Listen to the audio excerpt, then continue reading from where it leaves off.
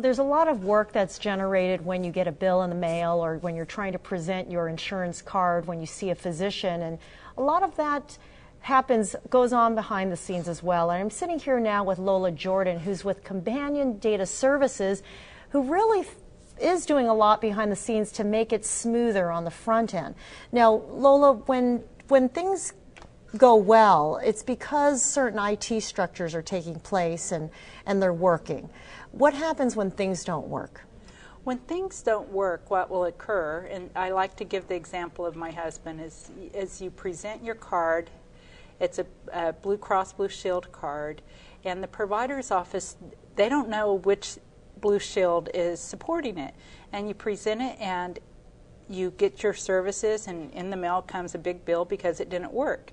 But the great news is we support the infrastructure and the technology to allow, regardless of which state you're in, that's going to work. So if I vacation in California and I'm sitting with the card from Texas, the providers in California, they don't need to know that I'm in Texas.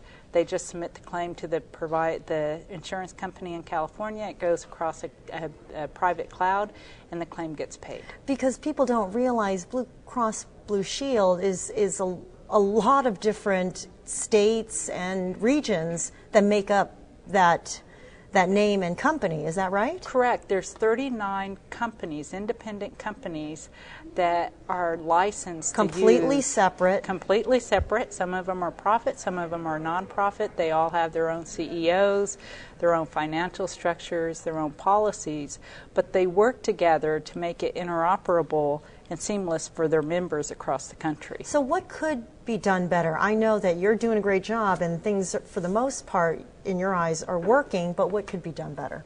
I think the same thing, seeing that taken and moved to the public sector, is starting to work better, because CMS is our other large client, and they've consolidated into... And that's Medicare. That's Medicare. And they've consolidated into 3 data centers that are now running almost 1 billion claims through those 3 enterprise data centers, where prior to just 4 years ago, they were sitting on about 30-40 data centers across the country, and it wasn't as easy for a consumer to get their bills handled.